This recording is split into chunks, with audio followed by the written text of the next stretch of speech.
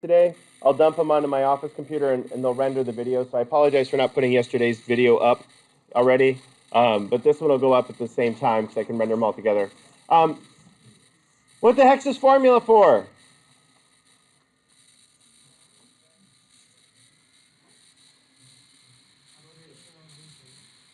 Well, operationalization is how you define this.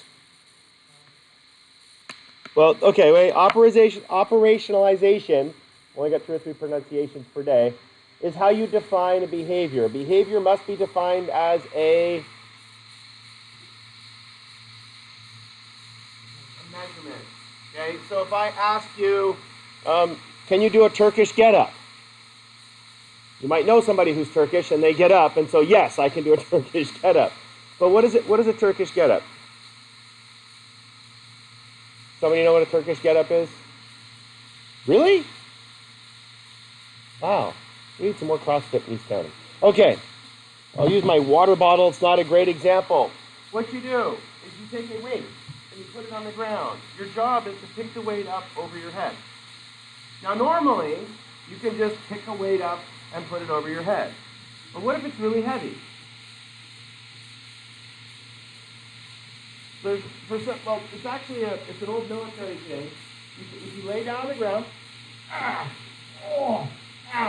okay, and then you get up, and then so you hold up your weight, right? Then you sit up, like that, and you can pick up a weight. What's cool about it is that you can actually pick up quite a lot of weight if you learn how to do a Turkish get-up. Why the Turks get up that way, I don't know. They don't really get up that way. But it's a military exercise, so you can actually pick up a wounded person off the ground without hurting your back. Anybody know how most nurses hurt themselves? Moving patients to change bed linen.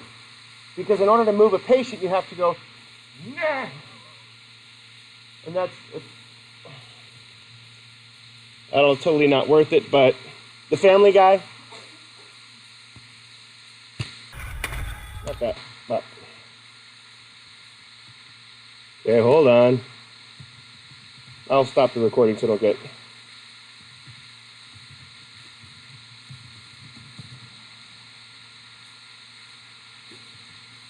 total, okay, so when you have to, if you have to pick up a wounded person, if you roll under them and then roll them onto your body and then use your legs to pick them up, then you can carry them away properly. There's actually even folks that do you run, you put your arm under someone, you roll over, and you pick them up as you're still running. There's also a lot of good fail videos of people trying to do this. Because when you run and try to pick someone up, you end up elbowing them in the stomach or punching them or landing all your weight on them, and the poor person's been obviously injured, and you're just going, bam, and hitting them on the ground, and you fall down, and it's awesome. Anyway, so in order to do a behavior, how do we define what a Turkish get-up is? It's a sequence of movements. How do you know you've done it successfully? You're standing with the weight above your head, and you go back down the same way. And then you put it down. And it's super easy. It's fun. Okay. So my record so far, I can do 100 pounds with the Turkish get-up. I can't quite do the 125. I will try at some point again, but it's a lot of weight. Trying to hold it. The hardest part is when you first sit up, because that's all abs. You should try it. It's very fun. But the point is that if you operationalize the measurement, you can then know if you can do it or not. And I can train, if I could teach anybody how to do it, it's super easy to do. How do I know you can do it?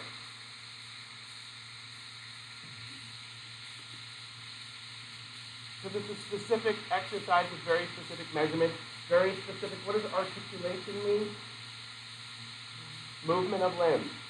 You move your limbs in the right sequence, you are doing a proper Turkish get-up. Anyway, so why on earth would you do a Turkish get-up?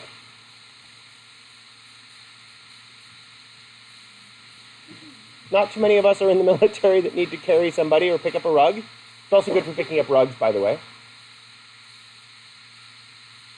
But why would you need to, what's the point of doing it?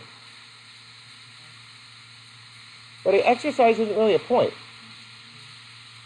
It's actually to prevent you from hurting yourself. So is that avoiding a punishment, or is it reinforcing? Did I write that? There we go.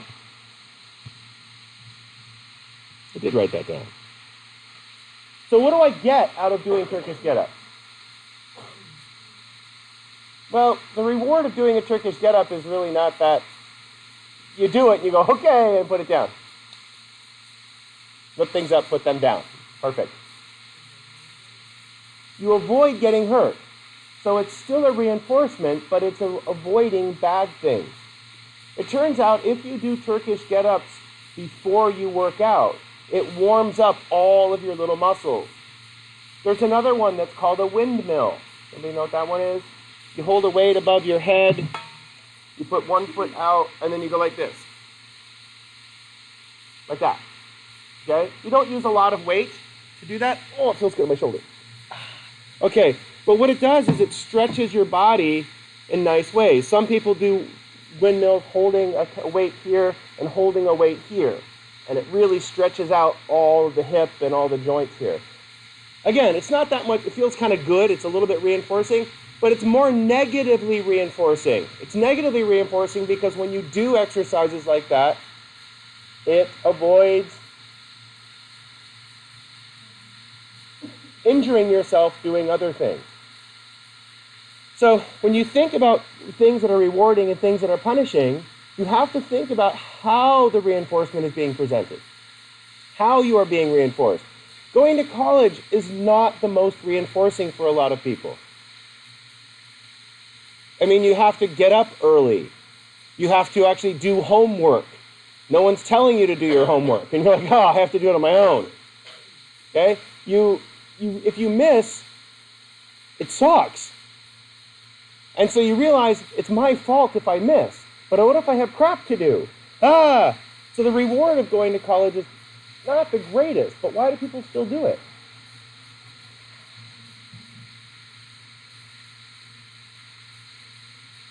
Because all the little crap that you have to go through are little aversive stimuli, but if you are likely to be, if you like going to school because you like learning stuff, guess what happens? College is easy. Just getting up to go to college, you're like, yay! And you're off to school. Those are the nerds. Those are the people. That's okay. You don't have to be that. What's the other reason why a lot of people are successful at college, aside from the 6 of us that like going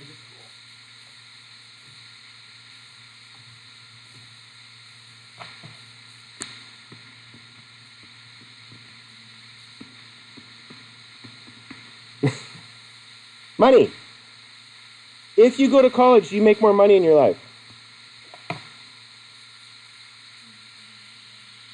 Well, it actually turns out that if you go to college, you end up making more money in your life. But it doesn't mean that your college education is giving you more money. It just means that once you have figured out how to college, you get much better at how to life. Like we just did our taxes. Okay, tax laws changed, and everybody said we'd get off better, but no. Everybody I know, we got screwed. Anyway, so, but if I understand actually, if I took an economics class, could I have understood what the tax codes are going to be? Now I pay somebody named David to do my taxes. Gobeo Ribos, and he's a very nice gentleman, and he walks in and he says, I'm sorry.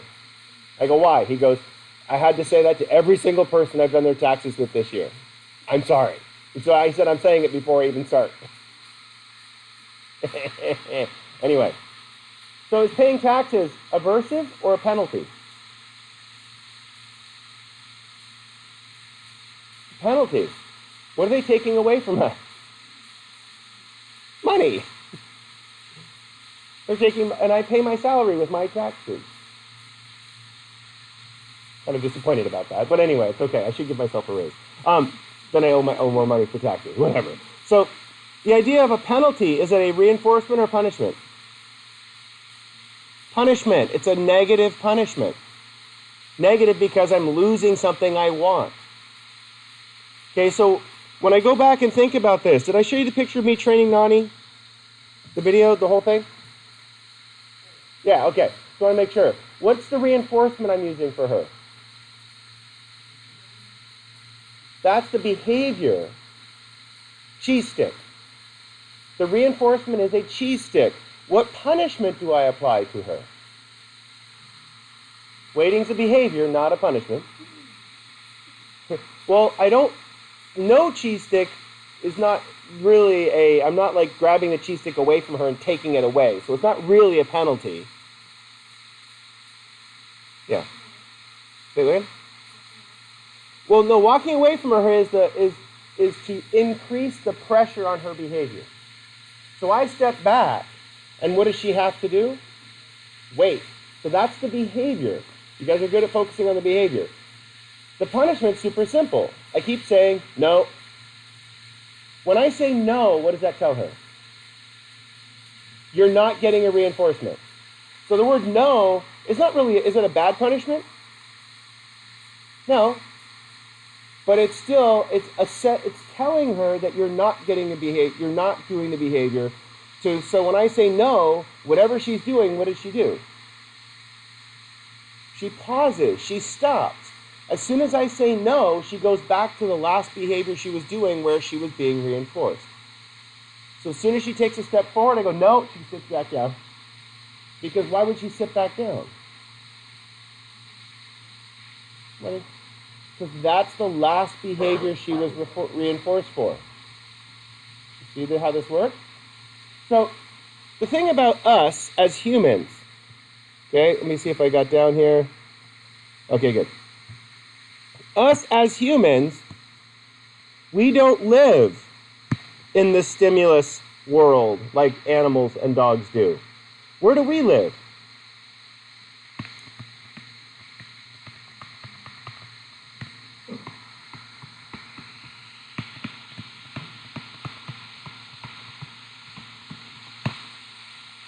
I like how it takes all my O's and turns into perfect circles. Right. Highly satisfying for some bizarre reason. All right. Humans live in a cognitive world. We do not live in a behavioral world. This is the problem with the law of effect. You live in a world of thought, not in a world of just stimuli. Okay, so that's why I was playing this video for you. Okay, probably not live. Well, I don't want to get the copyright ding up. Did it start again? Yes. Okay.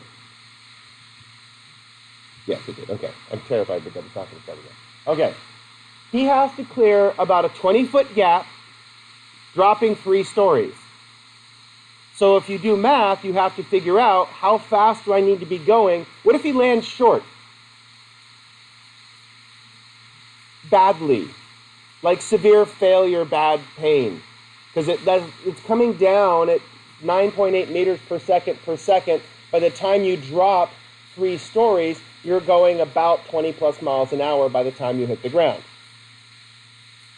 Sorry to mix units there for those physics people. Anyway, but then, what if he goes too fast and jumps too far? Same pain. He breaks both of his ankles and gets his bicycle seat put somewhere he probably doesn't want it. You can Google people landing too flat. There's a really great Red Bull Rampage video where the guy overshoots one of the launch ramps and lands flat, breaks both wheels, destroys his bicycle, and breaks both of his ankles. Yeah, you don't drop, 60 straight feet onto the ground. It's just for some reason humans aren't really evolved for that yet. We're working on it though. Anyway, so what's his response? What's his consciousness response to this? The Beavis and Butthead laugh. So, is he smart? Yeah. Is he stupid? Yeah. Because it's really hard to jump off of very large things on your bicycle. But once you learn how to jump off large things on your bicycle, what happens to your consciousness? Ooh, does it remember? It's really cool. Once you learn how to jump, the first couple jumps are kind of sketchy and scary. But then once you learn how to jump, you get this feeling. You launch off of something, and then you're not thinking about landing, you're thinking about transition. You just kind of, your body goes into automatic pilot. I don't have this yet. I'm working on it. I've only been trying for the last 27 years, so I'll be there any day now. Any day. Okay. But it's weird that when you get into doing things like these extreme sports, it is all about the stimuli. It's all about the stimuli. It's all about how you generalize and conceptualize.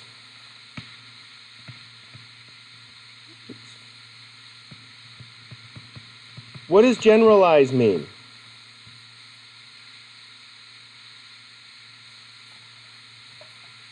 I'm going to write the opposite of generalize.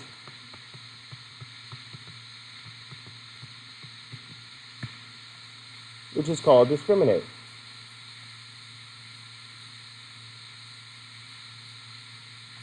I'm going to write another word under here.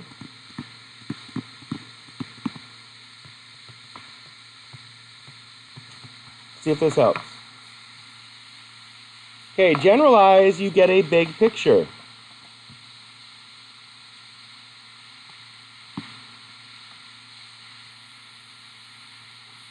Generalize, you get a concept. So I'm going to write a little stimulus here. This is a little stimulus that is at what's called an S+. When you talk about things called S+, all that means is it's a reinforcing stimulus. You like things that are S+. Those are the things that are cued or primed, or things that are S+. Okay? So an S+ is the ideal of a concept. One of my favorite ideals of a concept is a bean and cheese burrito. Bean and cheese burritos are the finest food on the planet, I think. They're always good, even if they're really crappy. They're still good. Yesterday we were at the beach and walked over to my favorite greasy Mexican food place. All the other burritos cost like $9 there now. How much is the bean burrito? $3.50. Cheap food. Yum. Okay? So, if you like all bean burritos, you understand the concept of bean burrito. Does it matter if it's a Rubio's bean burrito or a Regretto's bean burrito?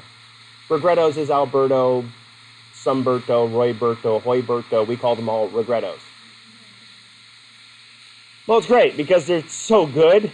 Then later you're like, oh, I regret doing that. So anyway, but why do we keep going back there? Right then, when you eat it, good. Okay? Super good. Okay, so if you understand the concept, you like all bean burritos. What if you only like a specific type of bean burrito?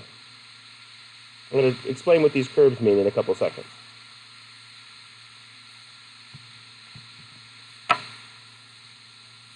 My son is a French fry snob. He has a rating scale of French fries of 1 to 10. If it's less than 5, he will not eat them. He will let them sit. And I don't eat French fries, so I have eaten French fries. And while we were skiing, I did steal a few off my son's plate. But I generally won't eat French fries because I don't eat potatoes. Potatoes are very high glycemic. Because I have diabetes issues, I just don't eat a lot of things with high glycemic index, like potatoes and rice. I just don't eat that stuff. But I like them, but I don't eat them. But so my son has a very narrow window about what is acceptable as a French fry. He'll eat In-N-Out fries, but he eats them the second he gets them handed to him. So as he's walking back to our little chair, you have to shovel them into your face immediately, because what happens to In-N-Out fries 2 seconds after they're served? They turn into squishy cardboard because they're real fresh potatoes. They cut them and then drop them into the fryer. And as a result, they're only good for a couple seconds. He does not like McDonald's French fries because they do not taste like potatoes. They're satisfying, they're salty, they're crunchy, but he's like, no. His favorite French fries are from this restaurant called The Station in North Park.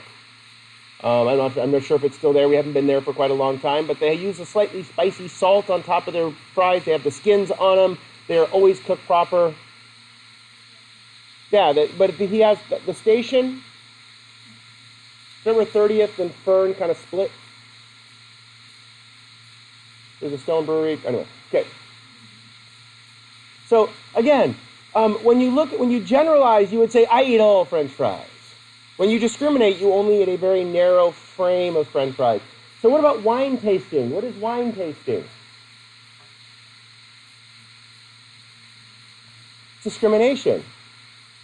Because what the people do when they go wine tasting is they go,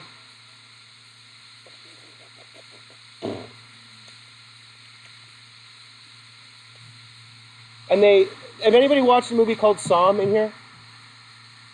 It's an amazing movie. It's on Netflix. You should watch it. It's about people who become sommeliers. Sommeliers are professional wine tasters. They will take a glass of wine, they smell it, they sip it, and they spit it out, and they go, it's a Riesling from North Coast, New Zealand, 1997, 98, and it's a clay soil, so it's that vineyard. And they get it right 90% of the time. Any wine, anywhere in the world, and because they have such strong discriminative samples, they can tell exactly what year, type, and all the sommeliers are really upset about the wildfires because what's going to happen to California wines in the next 2 years? They're trash. Smoke if the grapes are on the vine when the fires roll through, the smoke gets into the grapes. You can't taste it until the wine ages for about 2 years. Then all of a sudden the smoke, it's called smoke taint, and the smoke taint comes in and provides a nasty, bitter aftertaste at the end of your wine. However, if you are whoa, that was cool. Oh, I could draw straight lines. Make it go away. Okay, so, all right. If you're a kind of person who chooses wine based on the color of it, I like red wine. What kind of wine? Red wine. Merlot. Red wine. Are you generalized or discriminating? Generalized. Red wine, good. White wine, bad. That's generalization. Alcohol, good. No alcohol, bad. Perfect. Cheap. What's the problem with drinking cheap wine? The cheaper the wine, the more preservatives in it. The more preservatives in it, the more hangover you get.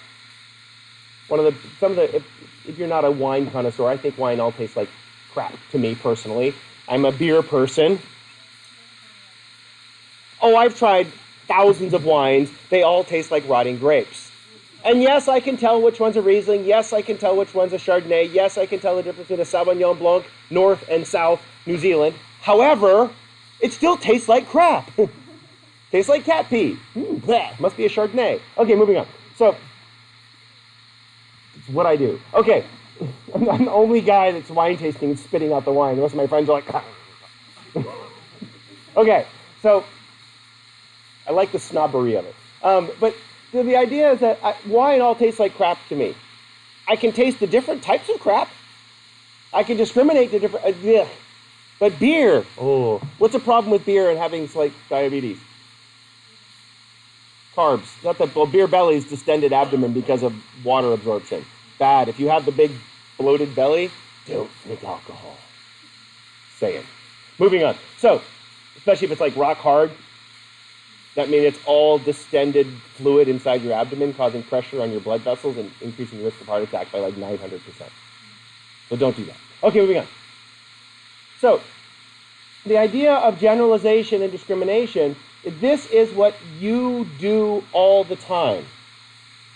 Now, two people in here will understand this, but the shape of this curve is based on this stupid little thing called n.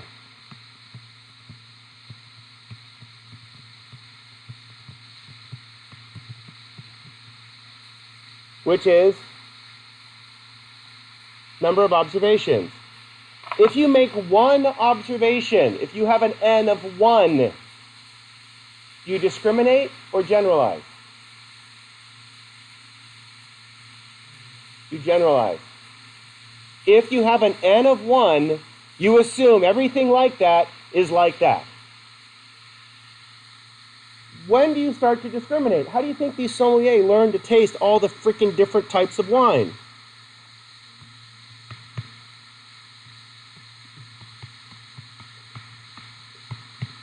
Millions of observations. These sommeliers spend hour after hour after hour tasting wines, learning about wines, describing wines. And if you watch the movie Somm, you realize they have tens of thousands of flashcards about every vineyard that produces wine. They know everything. They have millions and millions of observations. So why can they discriminate? Well, you don't have to know this for this class, but some people like to know why. That's the reason why. There's a mathematical formula. It's called standard error of the mean. Again, don't memorize that unless you need to. But you had to. Okay, so she's in stats. She was in stats. Okay, so, but when I have more and more observations, my N goes up, my discrimination gets better. Okay, so racial discrimination, is that generalization or discrimination? Racial discrimination. You generalize. You meet a person. A person is characterized as. And then if you only meet one or two people from a particular ethnicity, what do you start to assume naturally? Everybody is like that. You generalize it. When does this start? Very young. So watch, let me pause. So the reason why this is so interesting is because humans created science. Do dogs and cats do science? What do they do?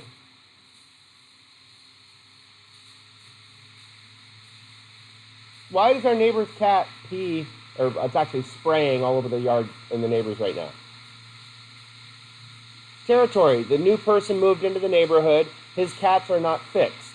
Two boy cats are not fixed. So they're going around the neighborhood telling everybody that there's two new boys in town. On stuff. Oh, and then in the middle of the night. Ugh.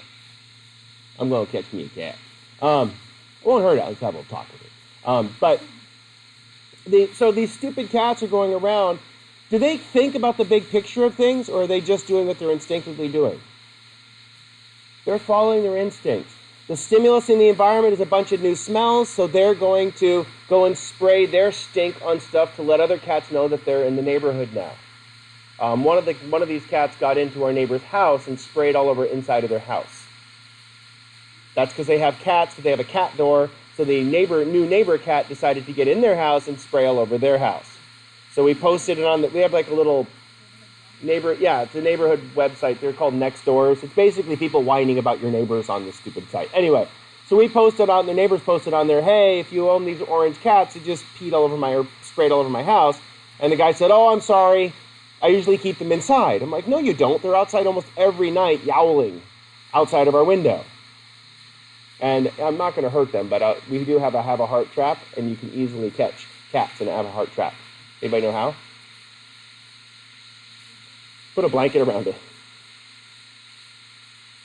Cats see a box, what do? They go in it. Clunk. No bait. You don't need anything. I caught one of the neighbor's cats that was peeing in my garage once. His name was Lucky. Lucky was not a fan of me. Well, I only caught him once. Once I caught him in the garage, and I just left him in the cage overnight. What did he learn?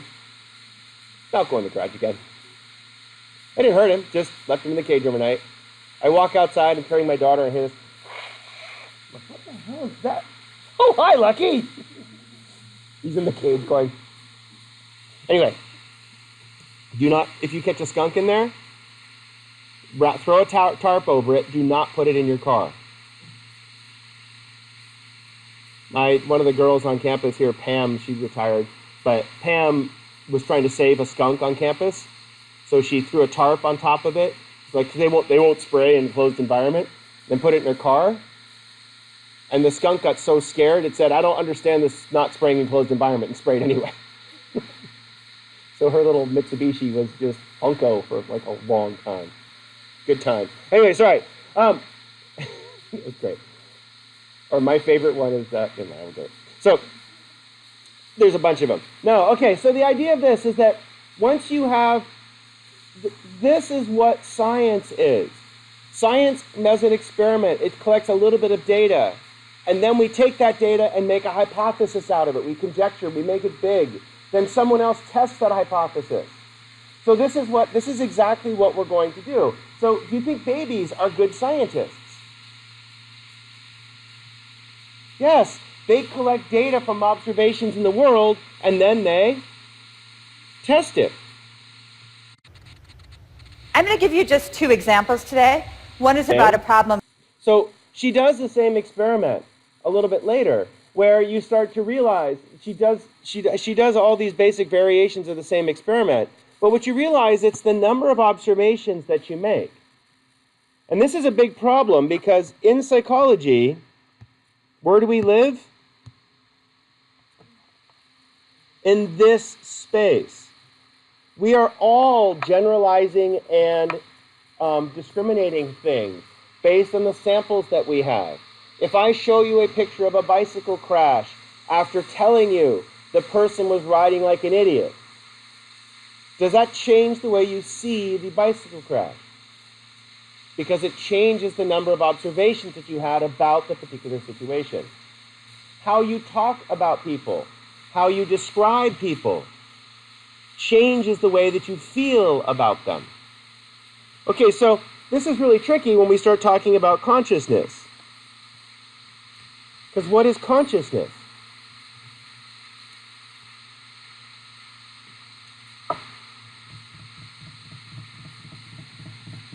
Are you conscious? You're quiet. How do I know you're conscious? I knew he's conscious. Well, I don't know if he is right now, but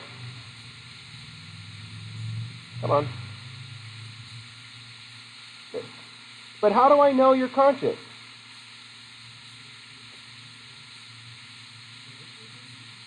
Well, how do you know you're experiencing something? I'm trying to get this trick right.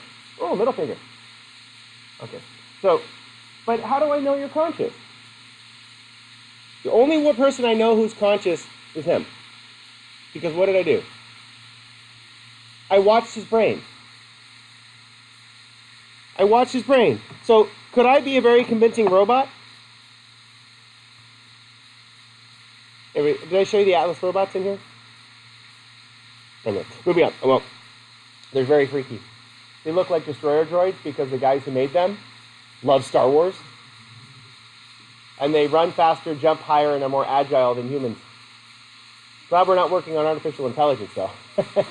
Right, Google? Okay, so now, is my phone aware of what's going on around it?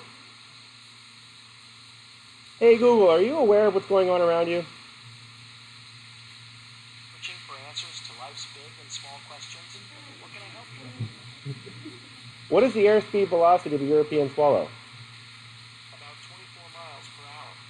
According to Saratoga.com, in the end, it's concluded that the airspeed velocity of an unladen swallow is about 24 miles per hour or 11 meters per second. But the real question is not about swallows at all. What is the airspeed velocity of an African swallow? 11 meters per second. According to Saratoga.com, in the end, it's concluded that the airspeed velocity of a... Okay. So, if anybody's a Monty Python fan, that's funny.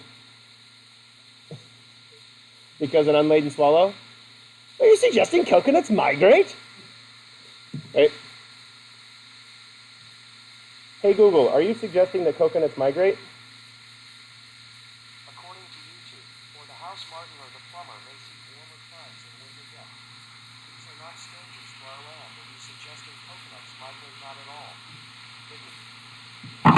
This aligns your Monty Python, Holy Grail. Nerd up. Okay, sorry. So the fact that it's really funny that if you ask Siri or you ask Google things, they respond with other people's ideas. It's not Google's ideas. Somebody else dumped that crap online, and what does Google do? It searches for the words that you're saying. Google is very good at recognizing your language. I'm sure that these are listening to you as you are talking. Okay, and because you sign a little waiver and there's 70 pages of things to scroll through, and they will use your personal data to help market and sell things to you. That's how Google or ABC Corporation makes all their money. That's why they make such great free tech for you. They pretty much give away these phones. These phones are really expensive. This is the Google Pixel. But they pretty much give them away because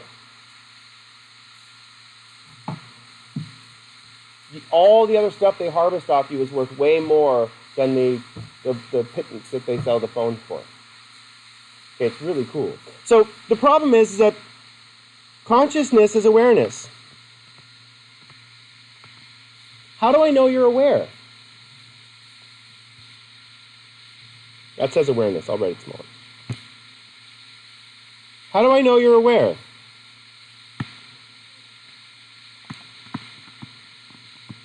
Does anybody ever talk in their sleep? Okay, that responding is not a good answer for how do I know you're aware. It's very entertaining to have a conversation with someone while they're sleeping. Well, at least it's someone you know. If you're talking to a stranger while they're sleeping, why are you watching strangers sleep? And just quit it.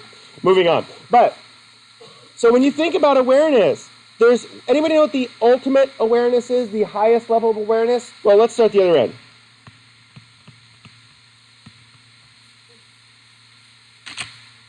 Once you're dead, you're dead. You got no brain activity, you got no awareness. What's right above dead? Now, sleeping's way up here. We're going to break that.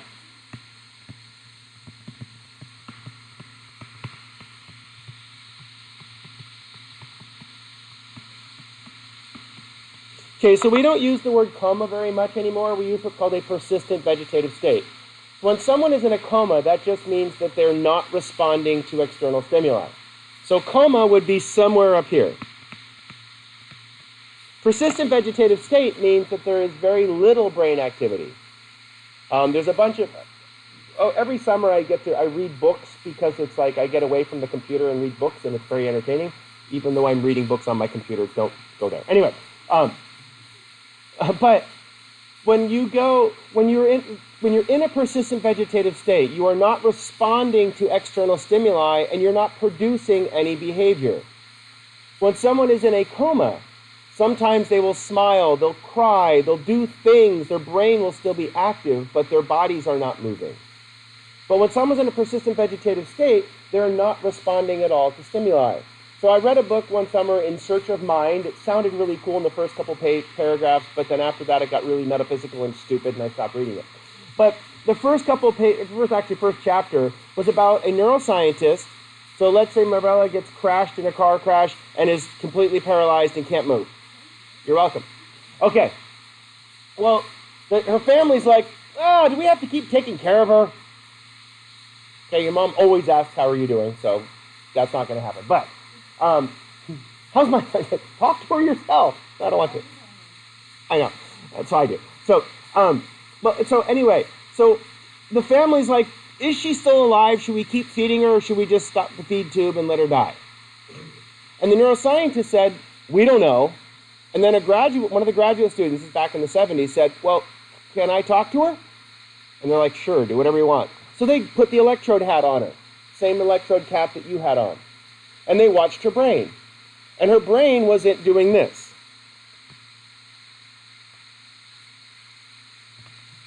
Big, slow waves. Remember when he closed his eyes? Remember we saw the brain waves go like this? So what does it look like when you're fully conscious and fully alert? Like that, right? When you're moving, it does. Remember that? When he moved around all over the place? Okay. So, get rid of that. So, the neuroscientist is watching her brain, and her brain looks like this, even slower. Is she there? Sort of. No, her eyes are open. Oh. So information's really not going in. So she put up a slide of a picture of a house. I draw a picture of a house. Okay? I'll write house next to it. And her brain just continued to go like this. Then she put up a picture of her house. The house that she lived in. Her brain goes. And so watching the brain, she's like, okay, but watching the brain, what did she see? What did the neuroscientist see? A response. So then she put on the slide, your house. Picture, your house. Okay, she was actually writing it back in the 70s, so she's writing it on a whiteboard, with a wet erase marker on an overhead projector, really high tech. Okay, and her brain goes. So when she is here, she's asleep.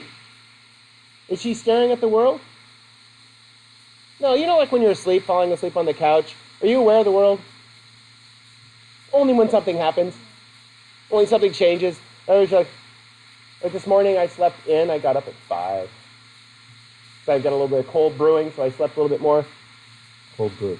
Sorry. And so, but then they showed a picture of a person with a baseball hat on.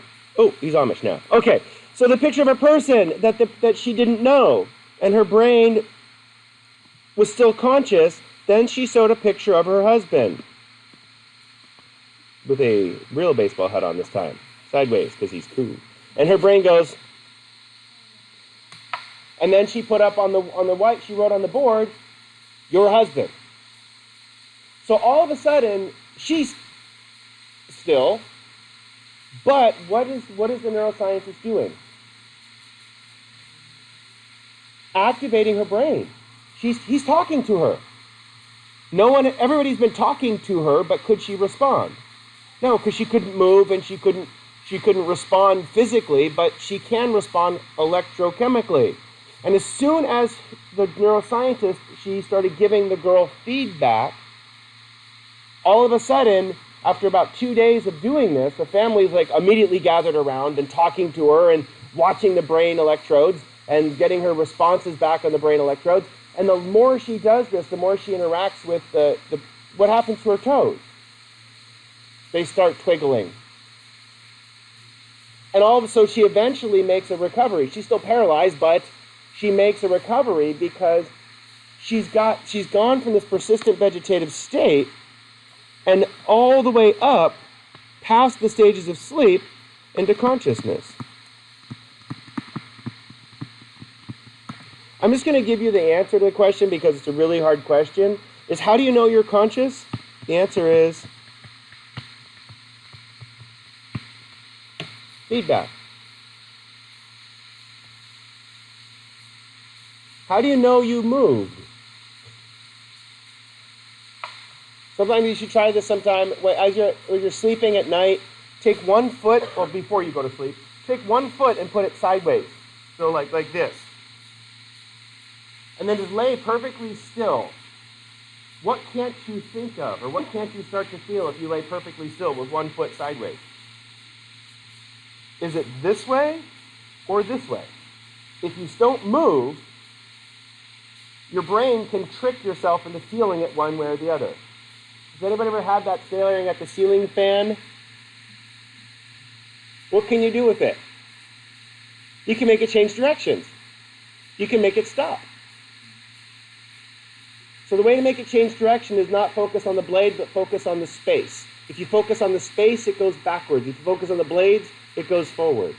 There's that same ballerina. Everybody seen the ballerina? It's just doing this. It's just twisting back and forth. But if you focus on the black space, it turns one way. If you focus on the white lines, it turns the other way. Woo! Magic. Not really, it's just your brain.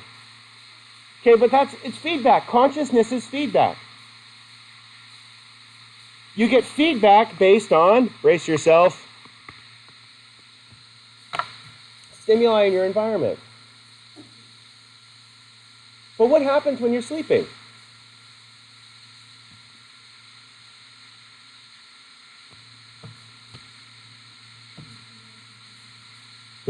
Yeah, the stimulus is inside your head. Oh, don't even go Freudy yet. So, is sleep important? Yes. If you want to live a long, healthy life, I'm going to write this over here by this other house.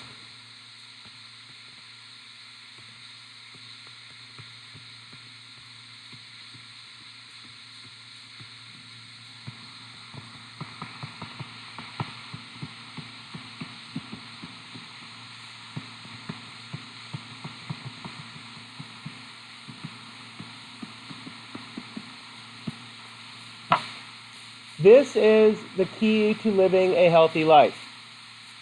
You don't need to use tetrahydrocanabinol, you came in and man. No, what you need, but what you do need is you need to sleep enough, which we'll define in a few minutes. You need to eat real food.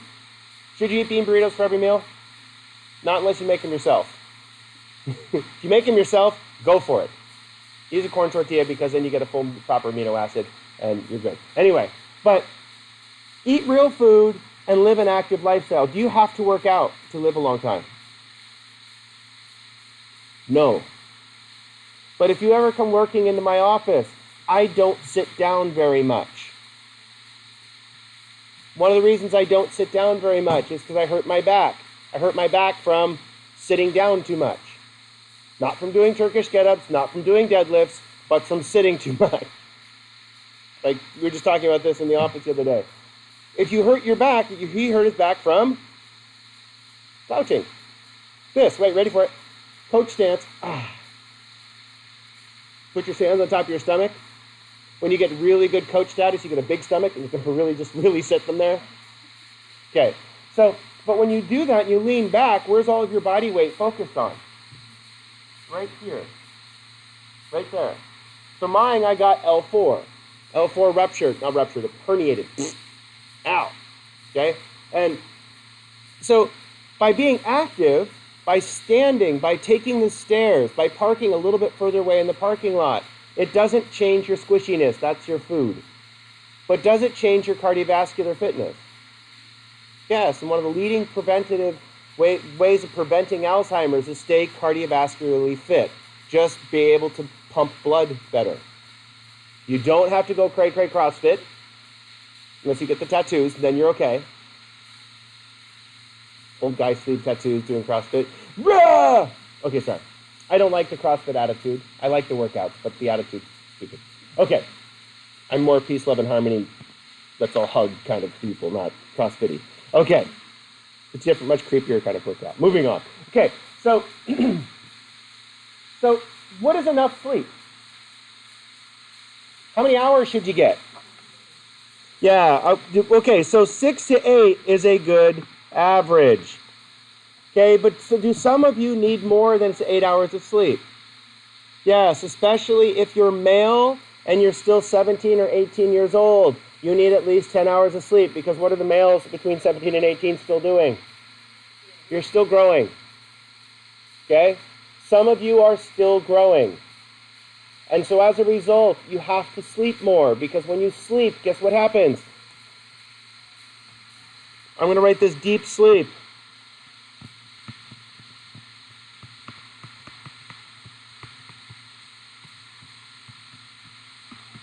Your deepest stage of sleep is when your body gets its health and growth. Anybody who's ever been around 8-year-olds? 8-year-olds are ridiculous little creatures. They will fall asleep and stay asleep for like 16 hours. You can see when a kid is going through a growth spurt. Kids, little kids between babies all the way up until adolescence, they don't grow steadily. Well, some kids do, but most of them don't grow steadily. What do? Yeah, they will go through these. It has to do with feedback from the hypothalamus. But all of a sudden, my son had a bunch of new shoes at the beginning of the school year, right on October. all of his shoes are too small all of a sudden. We buy a lot of his shoes at the Nordstrom sale in the summertime because they're cheap, but you get the good shoes, but they're cheap. And so we buy like 3 different sizes of shoes in the summertime. Why do we buy 3 different sizes of shoes? Well, because he'll go out and he's buying the right.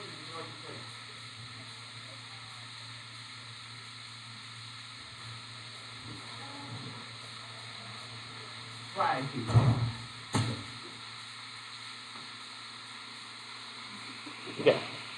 I dated a flag girl at Plenty of Fish. Okay, so now. Didn't know it was a flag team, but there is a flag team. I know that now. Well, I knew that a long time ago. Okay. So when you go through this deep sleep, that is when you're the most asleep. And it's also when your body, your brain actually will shrink. When your brain shrinks, tons of chemicals flood your brain. Why is that important?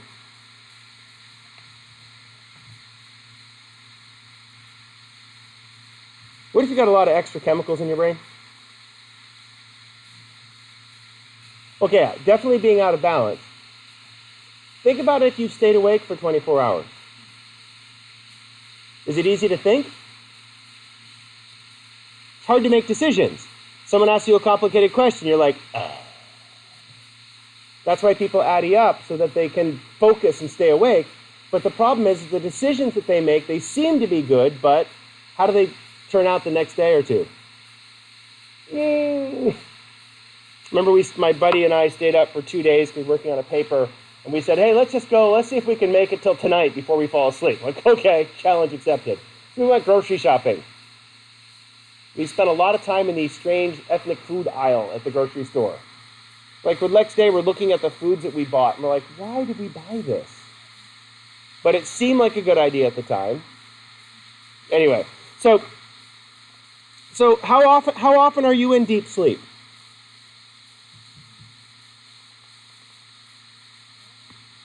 Okay, so I'm going to draw a night's sleep. Okay, this line represents being awake. So I'm going to write my night's sleep up here just because I'm stupid. We usually go to bed between 8 and 9 o'clock.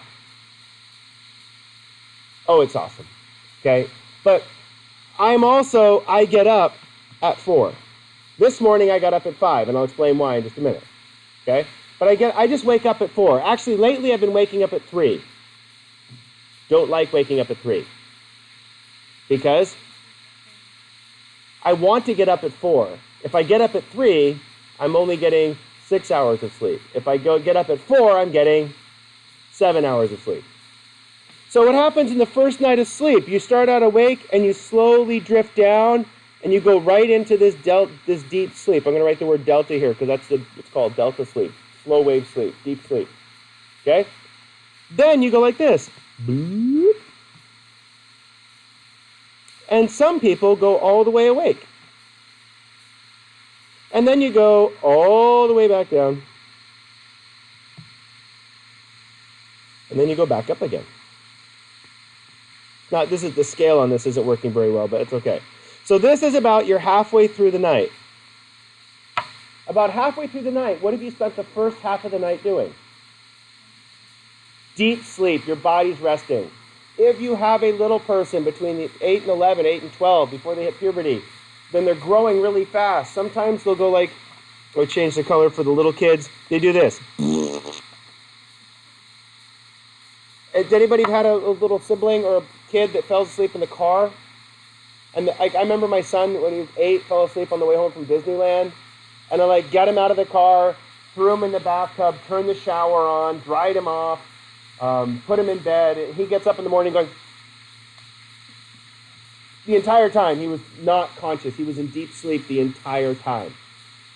And because young kids, the more they're growing, they spend most of the time there. Where do babies spend most of their time sleeping?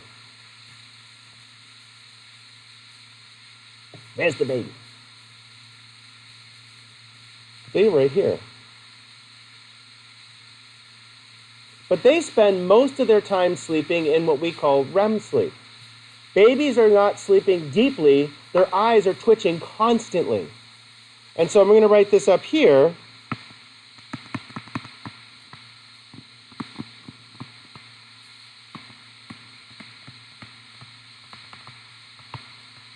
REM sleep is dreaming.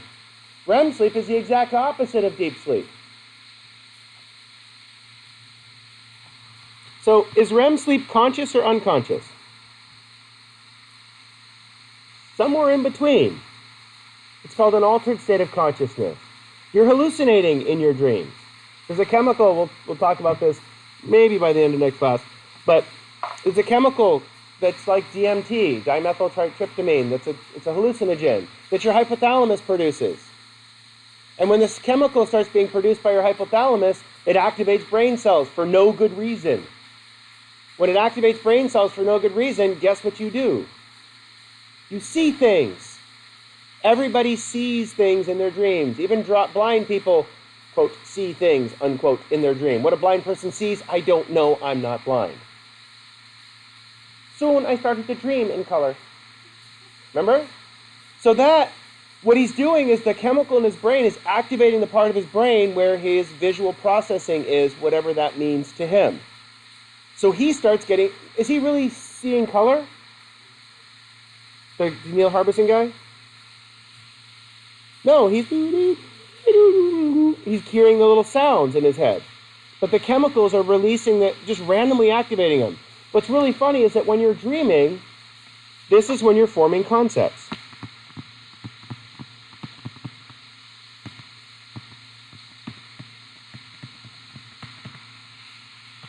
With a little H there for hours. This is when you're forming concepts. This is when you're creating a story. Most of your dreams have a story associated with them.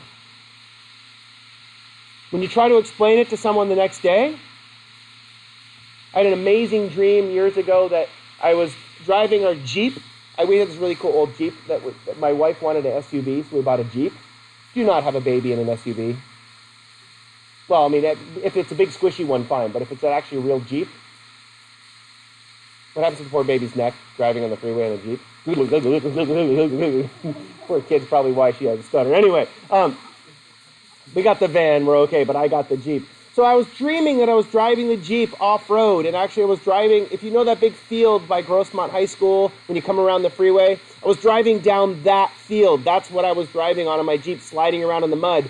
And then we got to the top of the hill, and I looked, and I said, oh, my son's not in the car. And I looked back, and there's a bunch of red ants down at the bottom of the hill. And I'm like, oh, no, my son got eaten by red ants. So I drive the Jeep down there really quickly. But as I'm driving down the hill, there's something called a swamp buggy. If anybody's ever redneck enough, a swamp buggy is where you take the top off of the Jeep, and you just have chairs sitting on the chassis. And then you lift it up really high, and you drive through water.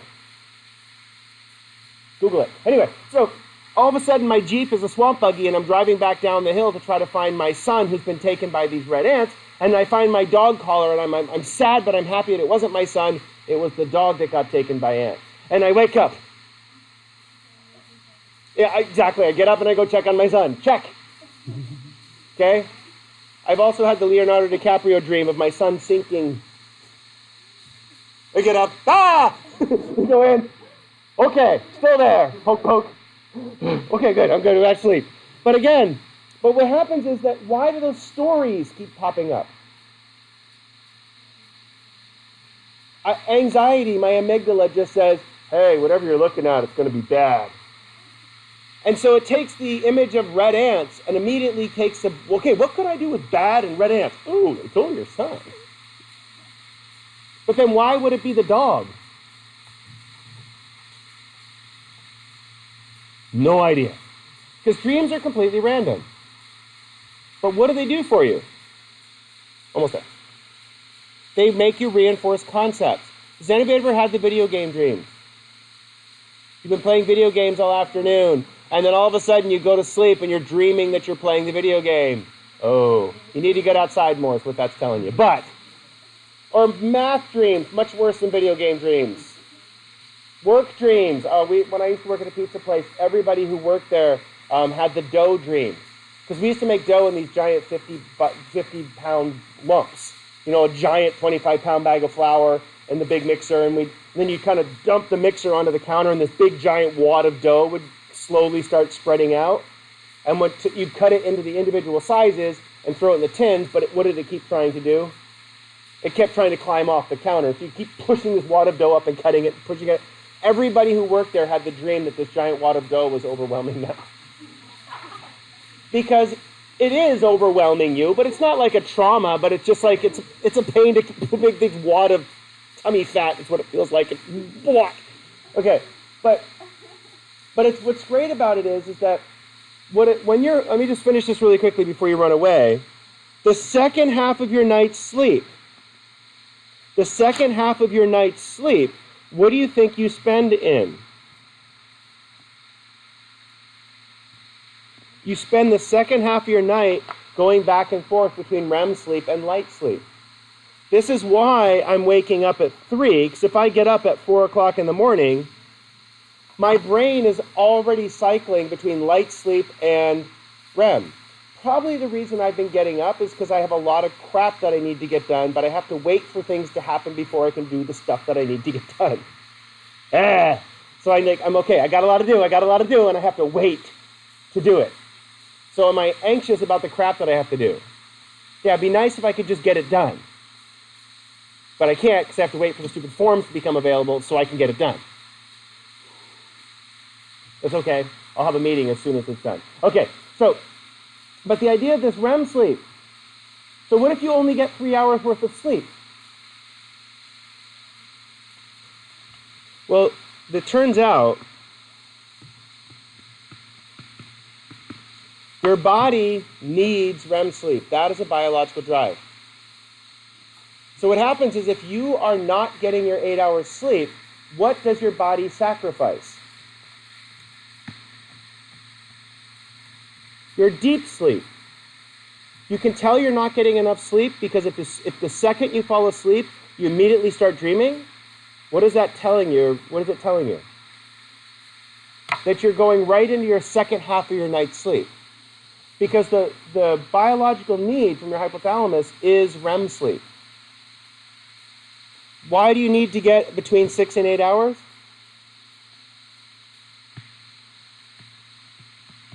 So when you said chemical balance, you have to balance your deep sleep, the chemical flushing of your brain, as well as the cognitive flushing of your brain. Yeah, that when you flush the waste chemicals out, then once you flush the waste chemicals out, then you start to dream. It's very cool. Okay, we'll talk about this at the beginning of next class, and then start talking about the next assessment. Yay!